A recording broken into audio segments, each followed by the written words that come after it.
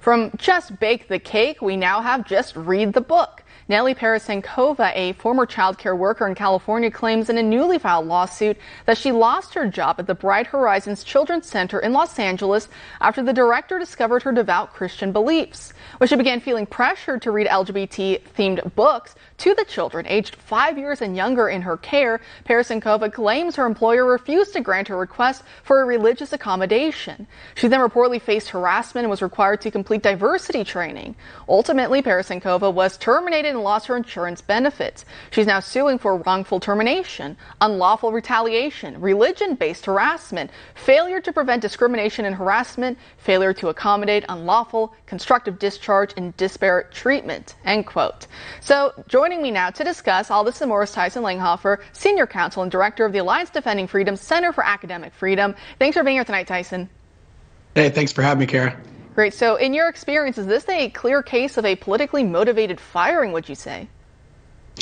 Well, based upon the facts alleged in the complaint, it absolutely appears to be. You know, public schools and just schools in general that are bound by California law, which prohibit religious discrimination, they can't retaliate against teachers simply because they hold different views on human sexuality. And what we're seeing going on at schools across the country is this ideological purge where they're trying to force teachers with Orthodox Christian beliefs out of the school system. And that's not only a violation of the First Amendment, but it's really contrary to the nature of the public school system, which is, designed to promote and allow a pluralistic viewpoints.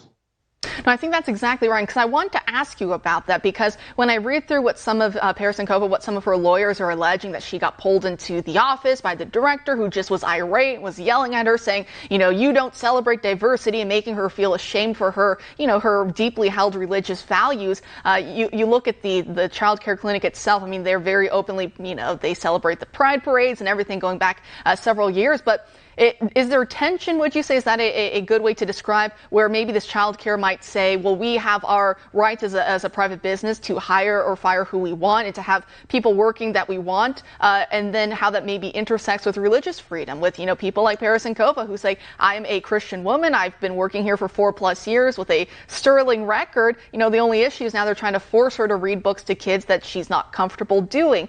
Do you see that as a tension between what a company might say and religious freedoms, or do you think that the two coexist, actually? Well, private employers obviously have rights to hire employees to carry out their business, but what they can't do is treat religious employees differently because of their religious beliefs, provided that they can provide them a religious accommodation. What we know about this case is that Nellie had worked there for 4 years, and it had never been a problem. In fact, they had provided her an accommodation for 4 years. There's plenty of other teachers there that would read these books if Nellie objected to those specific books. So it wasn't interfering with her ability to do her job. In fact, she had been able to do it for 4 years.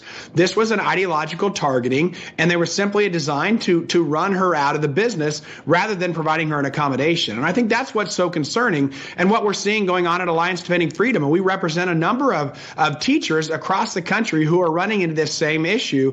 We represent Lindsay Barr down in Georgia, who was fired from her substitute teaching job when she asked for an accommodation for her children not to be read books that she objected to. And that's just, it's unnecessary and really, contrary to the values that we hold as a country.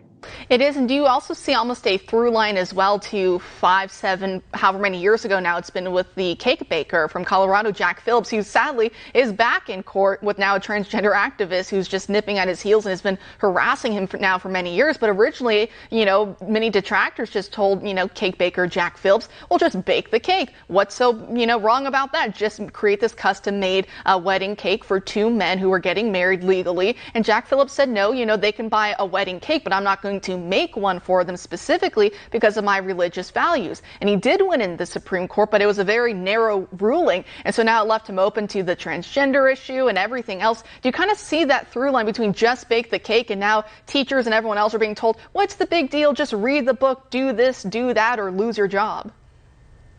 Well, it absolutely is a through line there, because what happens is we're seeing with Jack, the individual that's currently suing him has said this is about changing Jack's beliefs. This isn't he could get the cake anywhere. He knew that. He targeted Jack specifically because he didn't like Jack's views and he wanted Jack to change his views.